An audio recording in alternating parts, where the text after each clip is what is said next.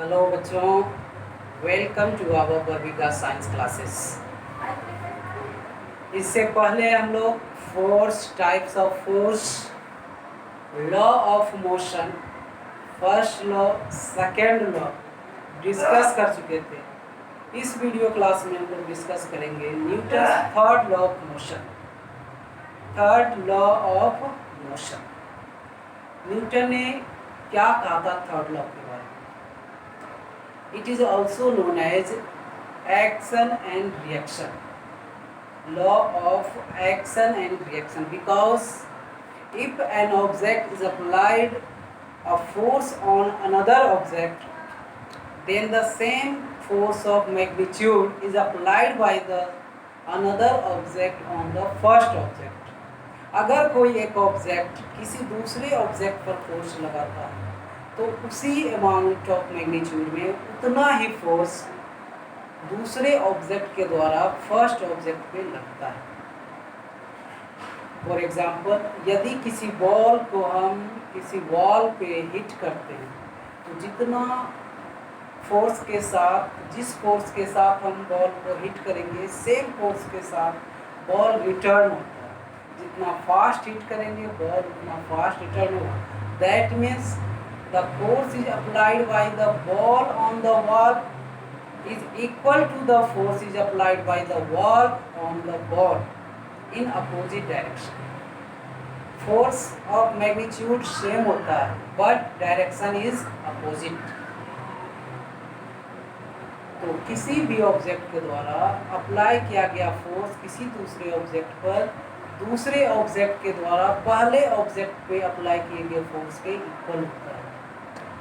हमारे daily life में बहुत सारे ऐसे केसेस हैं, एग्जाम्पल हैं, जहाँ पर हम ये फील कर सकते हैं, ये देख सकते हैं Newton's third law of motion. For example,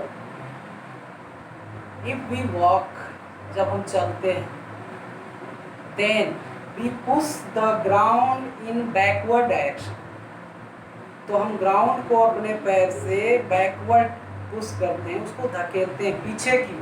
तो ग्राउंड जो है सेम मैग्नीट्यूड ऑफ फोर्स हम पर लगाता है इन फॉरवर्ड डायरेक्शन, और due to which we can move forward, otherwise we can't walk a single step. तो थर्ड लॉ ऑफ मोशन के कारण ही हम वॉक कर सकते हैं, हम रन कर सकते हैं, and we can swim in the water. Water में जब हम स्विमिंग करते हैं तो वाटर को बैकवर्ड, हाथ से पैर से उसको बैकवर्ड पुश किया जाता है। तो water same amount of force हमें आगे की ओर पुश करता है, जिसके कारण हम तैरते हैं। Another case, recoiling of a gun, जैसे ही गन के द्वारा फायर किया जाता है, बुलेट को हिट किया जाता है, बुलेट हाई वेलोसिटी के साथ मूव करता है, तो जिस अमाउंट ऑफ फोर्स से बुलेट को हिट किया गया, same amount of force bullet के द्वारा गन पे अप्लाई होता है इन अपोजिट डायरेक्शन, और जिसके कारण गन जो है वो बैकवर्ड पुश करता है, रिकॉइल होता है, यानी कि गन में जो झटके आते हैं वो इसके कारण थर्ड लॉ ऑफ मोशन के कारण। उनके अलावा हम देख सकते हैं द केसेस ऑफ हॉज पाइप, जब हम देखते हैं कि फायर को बुझाने के लिए जो फायर मैन होते हैं वो हॉज पाइप को स्ट्रांगली होल्ड करते हैं, उसको कस कर पकड़ना होता है, क्योंकि जो high current of water release होता है हॉज पाइप से एक ग्रेट फोर्स के साथ, तो सेम फोर्स वाटर के द्वारा उस पाइप पे अप्लाई होता है इन बैकवर्ड डायरेक्शन, जिसके कारण जो हॉज पाइप है वो एक साइड पीछे की ओर पुश होता है। तो हमें उसे कसकर स्ट्रांगली होल्ड करना होता है, उसे कसकर पकड़ना होता है। और भी केसेस हैं, अगर हम देखें तो the pulling of A cart bye horse, गाड़ी को हॉर्स के द्वारा खींचा जाता है, नहीं तांगे होते हैं, टमटम होते हैं, उसमें क्या करता है हॉर्स जो है ग्राउंड पर बैकवर्ड डायरेक्शन में फोर्स अप्लाई करता है, ग्राउंड को पुश करता है इन backward, and the same magnitude of force is applied by the ground on the horse in forward direction. and that is why the horse success to move in forward. तो जब वह ground को पीछे की ओर धकेला, ground ने आगे की ओर धकेला, और इस प्रकार से जो है हॉर्स कार्ट को आगे खींचने में एबल होता है। नेक्स्ट केसेस देख सकते हैं, the case of boat, case of ship. अगर किनारे पर रिवर में कहीं बोट खड़ा है और हम किनारे पे जंप करते हैं, तो जब हम बोट से जंप लगाते हैं तो बोट को हम क्या करते हैं, बैकवर्ड पुश करते हैं, और बोट हमें फॉरवर्ड पुश करता है, जिसके कारण हम किनारे पर जा पाते हैं। क्योंकि इसको साफ देख सकते हैं कि जब हम जंप लगाते हैं किनारे पर जाने के लिए, तो बोट बैकवर्ड मूव कर जाता है। And this shows that we apply the force on the boat in backward direction and we reach on the ledge of river. This shows that the boat apply the same magnitude of force on me, due to which we reach on the ledge of river, on the bank of river. यानी हम जब boat पे force लगाए तो boat ने हम पर भी फोर्स लगाया, जिसके कारण हम किनारे पर जाने में सक्षम हुए। तो देखेंगे Newton's third law of motion.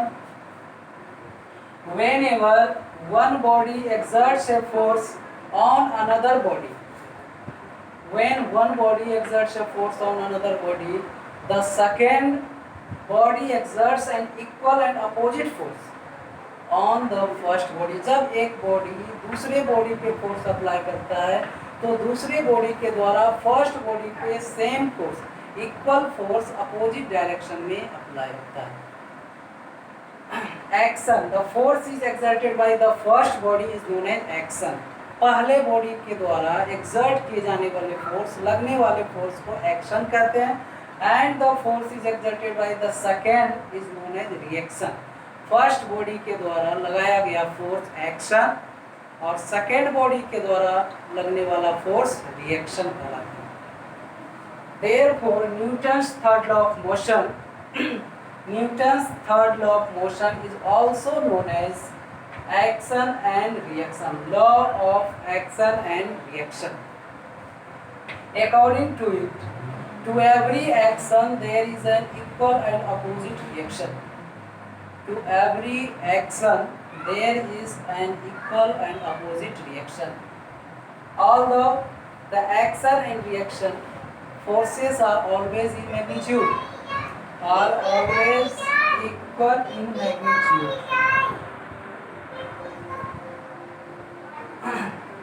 Although the action and reaction forces are always equal in magnitude, yet these forces may not produce acceleration of equal magnitude. Force जो है दोनों के द्वारा इक्वल होता है, लेकिन एक्सीलरेशन इक्वल नहीं होते हैं। क्यों? This is because each force acts on a different object, क्योंकि दोनों फोर्स अलग अलग ऑब्जेक्ट पे लगते हैं, which may has different mass, दोनों के मास डिफरेंट हो सकते हैं। As we know that acceleration का फॉर्मूला क्या होता है? Acceleration equal to F/m।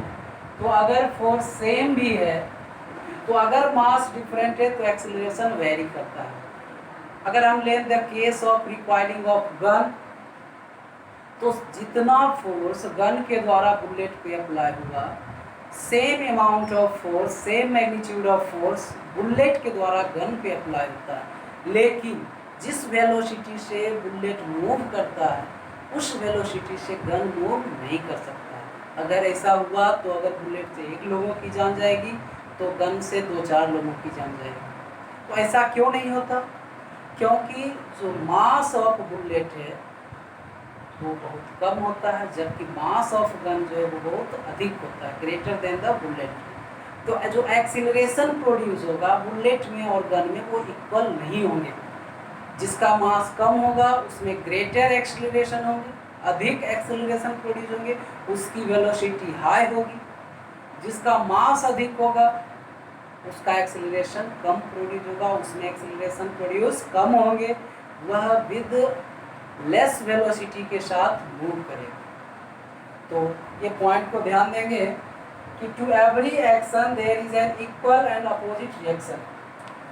क्या कहता है कि action and reaction, Action and reaction forces are always equal in magnitude, yet these forces may not produce acceleration of equal magnitude because each force acts on a different object which may has different mass. Now examples of Newton's third law of motion, applications of Newton's third law of motion from our daily life: walking, recoiling of gun, the flying of jet aeroplane and rockets. Flying of jet aeroplane या rocket को या jet plane को अगर आपने देखा होगा तो high velocity के साथ स्मोक रिलीज करते हैं। एक thin holes through the thin holes it releases the large amount of smoke with high velocity. High velocity के साथ large amount of smoke release किया जाता है। तो जिस फोर्स के साथ स्मोक रिलीज होता है इन बैकवर्ड, स्मोक के द्वारा उतना ही फोर्स रॉकेट पे या जेट प्लेन पे अप्लाई होता है इन फॉरवर्ड डायरेक्शन में। That is why the jet plane और rocket moves with the high velocity. जितना तेजी से स्मोक रिलीज होगा उतना तेजी से वो आगे मूव करेगा, यानी जितना high velocity releasing of smoke होगा सेम वेलोसिटी ऑफ रॉकेट और जेट एरोप्लेन होगी। Next, the case of A boat, the case of a hose pipe, swimming, the case of horse pulling a cart. तो these are examples of और applications of Newton's third law of motion. अब हम लोग देखेंगे, तो third law of motion देख चुके, अब देखेंगे मोमेंटम। मोमेंटम है क्या? मोमेंटम मीन्स सम वेग, सम प्लस वेग। Momentum of an object is equal to the product of its mass and velocity. Momentum of an object is equal to the product of its mass and velocity. किसी भी object का momentum उस object के product of mass and velocity के equal होता है। तो velocity that means a body is moving, तो मोमेंटम हमेशा कैलकुलेट किया जाता है वो किसी मूविंग ऑब्जेक्ट का। अगर कोई स्टेशनरी ऑब्जेक्ट है, रेस्ट में है, जहाँ वेलोसिटी 0 है, उस केस में उस ऑब्जेक्ट का momentum 0। That means there is no momentum in the case of a stationary object. The momentum, the product of mass and velocity, is known as momentum. P equal to m into v. P से momentum को P से represent किए, m से mass, v से velocity. Momentum equal to mass into velocity. अब यहाँ जो हम लोग डिस्कस करने जा रहे हैं वो है कंजर्वेशन ऑफ मोमेंटम। तो conservation of mass, conservation of energy हम लोग देख चुके हैं, पहले भी पढ़ चुके हैं। यहाँ हम लोग डिस्कस करेंगे conservation of momentum. That means when two bodies act upon one another, when two bodies act upon one another, their total momentum remains constant provided no external forces are acting। अगर कोई external force apply नहीं किया जा रहा है तो किसी भी दो बॉडी के इंटर एक्शन के दौरान उसके मोमेंटम में किसी भी प्रकार का कोई चेंज नहीं हो सकता। That means their momentum is constant. इसको हम क्लियर करेंगे और भी बेहतर ढंग से अगर समझेंगे तो by the considering an ideal collision experiment. Ideal collision experiment के द्वारा इस law of conservation of momentum को हम बेहतरीन ढंग से इसको क्लियर करेंगे, इसको डिस्कस करेंगे। तो चलिए आइए देखते हैं। Suppose two balls A and B, दो बॉल है ए एंड बी, ए का मास एम ए, बी का mass M B. Suppose two balls A and B are moving in a same direction along a straight line with different velocities. That means UA greater than UB, यानी A का जो velocity है वो B के velocity से greater है। A fast move कर रहा है, B स्लोअर मूव कर रहा है। Let MA mass of ball A, MB mass of ball B. UA initial velocity of ball A, UB initial velocity of ball B. If UA greater than UB, initial velocity of A is greater than initial velocity of B, the two balls collide with each other. अब same direction में move कर रहा है, एक high velocity के साथ, दूसरा less velocity के साथ। तो क्या होगा, एक सर्टेन टाइम बाद, एक निश्चित समय बाद ये दोनों आपस में टकराएंगे। दे कोलाइड विथ ईच अदर, वे दोनों आपस में कोलाइड करेंगे। जैसा कि फिगर में आप लोग देख रहे हैं, ये है कंडीशन बिफोर कोलिजन, कोलिजन से पहले के कंडीशन है। ये है during collision and the after collision. आप देखेंगे आफ्टर कोलिजन, आफ्टर कोलिजन क्या होगा, A B, B A, B B. यहाँ भी ये जो है final velocity of ball A, और बी जो है final velocity of ball B. ये velocity of ball A after collision, velocity of ball B after collision, यानी ये जो है आफ्टर कोलिजन, आफ्टर कोलिजन। ये कंडीशन क्या है, आफ्टर कोलिजन, कोलिजन के बाद का कंडीशन है। जब यह हाई वेलोसिटी से मूव कर रहा था, ये लेस वेलोसिटी के साथ इसने इसको हिट किया, कोलाइड किया।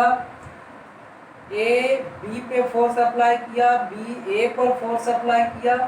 बी के द्वारा जो ए पर फोर्स अप्लाई हुआ वो F B A. F B A क्या है, the force is exerted by B on A. F B A means the force is exerted by B on A, और एफ ए बी का मतलब हुआ कि the force exerted by A on B. A B that means A के द्वारा B पर लगने वाला force, B A that means B के द्वारा ए पर लगने वाला फोर्स। तो आफ्टर कोलिजन वेलोसिटी क्या होगा, B A and B B. तो ड्यूरिंग कोलिजन सपोज करेंगे कि F B A force exerted by B on A. तो एफ बी ए का मतलब हुआ बी के द्वारा ए पर लगने वाला force, and FAB force exerted by A on B. FAB means ball A के द्वारा बॉल B पे लगने वाला force. We shall assume that no other external forces are acting on the balls. हम यह मान कर चलेंगे कि बॉल्स पर कोई भी एक्सटर्नल फोर्स अप्लाई नहीं हो रहा है। यह हम मान के चलेंगे कि कोई भी उन दोनों के आपस में इंटरएक्टिंग फोर्स के अलावा, एक दूसरे के द्वारा लगने वाले फोर्स के अलावा कोई भी अनदर एक्सटर्नल फोर्स अप्लाई नहीं होगा। After collision for T seconds, T seconds के लिए कोलाइड हुआ।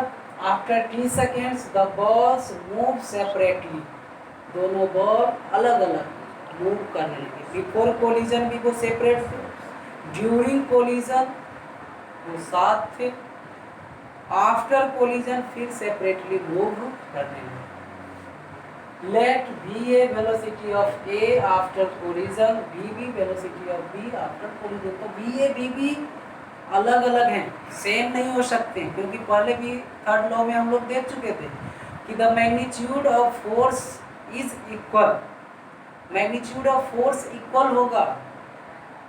This not means the acceleration should be equal, acceleration equal होंगे ऐसा कोई जरूरी नहीं है। तो एफ ए बी और F B A, F A B और एफ बी ए क्या होगा, इक्वल होगा, लेकिन दोनों का एक्सीलरेशन इक्वल नहीं हो सकता है। दैट मीन्स दोनों के जो वेलोसिटी है बी ए बी बी, ये क्या होंगे, डिफरेंट होंगे। Now change in momentum of A, तो momentum of A after collision minus momentum of A before collision. Change in momentum that means final momentum minus initial momentum. Change in momentum that means final momentum minus initial momentum. That means the momentum of A after collision minus momentum of A before collision.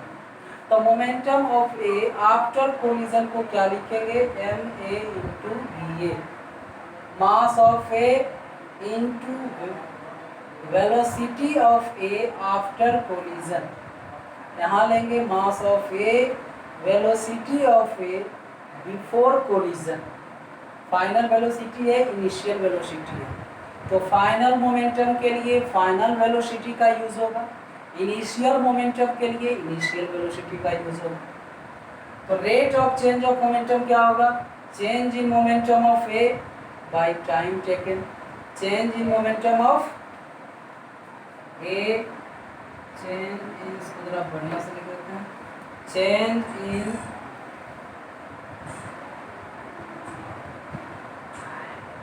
Momentum of A by time taken.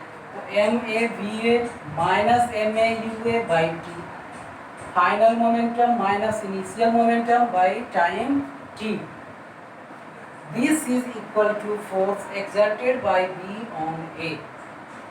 ये जो है second law में हम लोग देख चुके थे। Second law याद होगा, Newton second law of motion, उसमें हम लोग डिस्कस किए थे कि the rate of change of momentum is directly proportional to the force applied on the object. Object पे the rate of change of momentum of B, mb into bb minus mb into ub. That means B का final momentum minus B का initial momentum by t. This must be equal to force exerted by A on B. यहाँ क्या देखे थे, B के द्वारा A पर लगने वाले फोर्स के इक्वल है। यहाँ क्या होगा, A के द्वारा B पर लगने वाले फोर्स के इक्वल होगा। यानी B का जो rate of change of momentum है वो A के द्वारा अप्लाई किए जाने वाले फोर्स के इक्वल होगा, और A का जो rate of change of momentum है वो B के द्वारा A पे लगने वाले फोर्स के इक्वल होगा। तो यहाँ से हम आगे क्या लिखेंगे,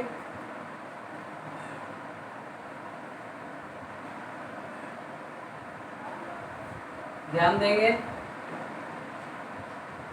that means F A B, F A B, F A B equal to क्या हो जाएगा, M B B B minus M B U B by T. इसे इक्वेशन क्या ले लेंगे, second. This is equation first and this is equation second.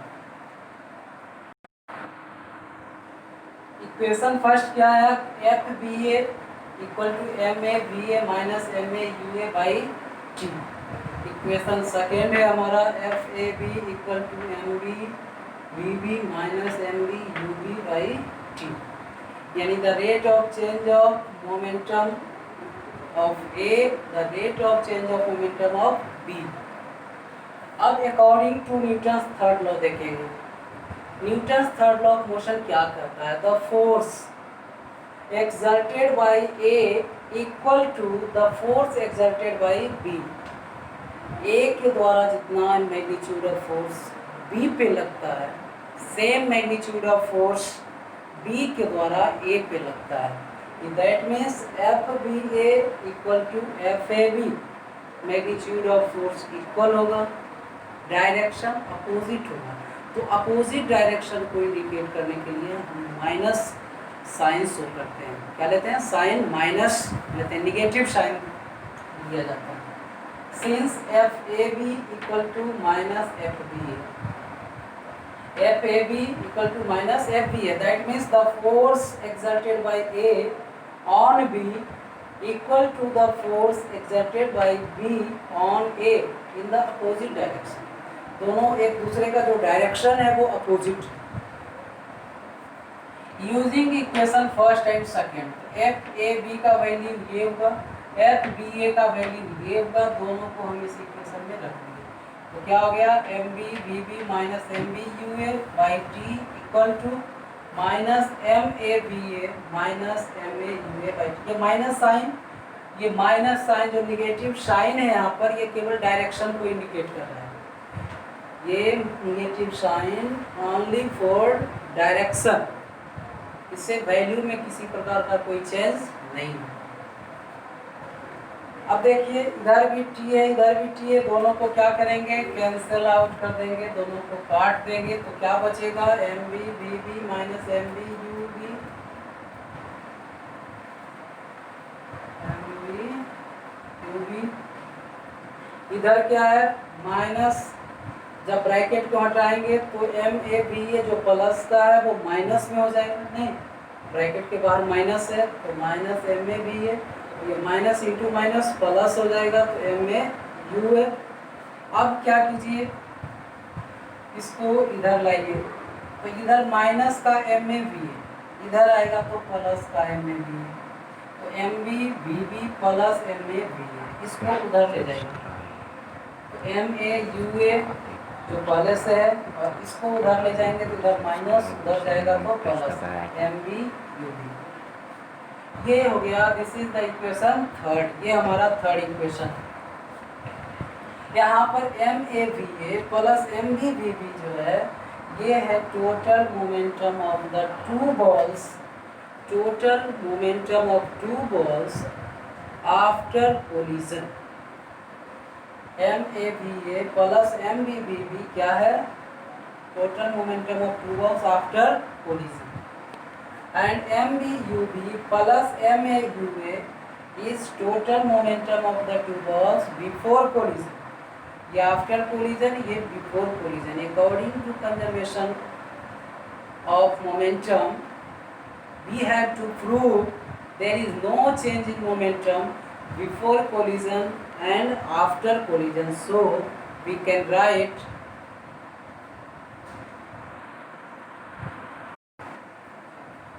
तो देखेंगे equation third क्या शो करता है कि the momentum of two balls before collision equal to the momentum of two balls after collision. Collision से पहले जो total momentum of two balls था, after collision total momentum same था। That means there is no change take place in the total momentum of two balls during the collision. Collision के समय किसी प्रकार का कोई चेंज उसके मोमेंटम में नहीं है। देयरफॉर तो हम लोग लिखेंगे लास्ट में क्या लिखेंगे? Equation third shows that total momentum of the two balls remains unchanged on collision. Total momentum of the two balls remains unchanged on collision. That means total linear momentum is conserved. इसका मतलब क्या होगा? जो total linear momentum है वो conserved है, that is constant, that can not be changed. वह constant है, वो फिक्स है, वो कभी चेंज नहीं होगा। Is not affected by the mutual action and reaction of the balls. Balls के एक्शन और रिएक्शन फोर्सेस के कारण उसके टोटल मोमेंटम में किसी भी प्रकार का कोई चेंज नहीं होगा। Provided no other external unbalanced forces, condition apply है कोई भी एक्सटर्नल अनबैलेंस्ड फोर्स नहीं अप्लाई होना चाहिए। This is the law of conservation of linear momentum, और यही कंजर्वेशन ऑफ लीनियर मोमेंटम का नियम है। This is the law of conservation of linear momentum. अब ये कंजर्वेशन को हम कुछ एग्जाम्पल से भी क्लियर करेंगे। For example, in the case of flying of jet plane, flying of rocket, तो the momentum of rocket equal to the momentum of escaping the gases. जो मोमेंटम रॉकेट का होगा वही मोमेंटम रिलीज करने वाले, एस्केप करने वाले गैस का होगा। गन के रिकॉइलिंग ऑफ गन के कंडीशन में तो जो मोमेंटम ऑफ बुलेट होगा सेम मोमेंटम ऑफ गन होगा। That means the total momentum of gun equal to the total momentum of gun. तो total momentum is conserve, total momentum is constant, it can not be changed, it can not be affected by mutual forces of action and reaction. तो इस तरह से ये topic समाप्त हुए। अब इसके बाद हम लोग न्यूमेरिकल सोल्व करेंगे नेक्स्ट वीडियो।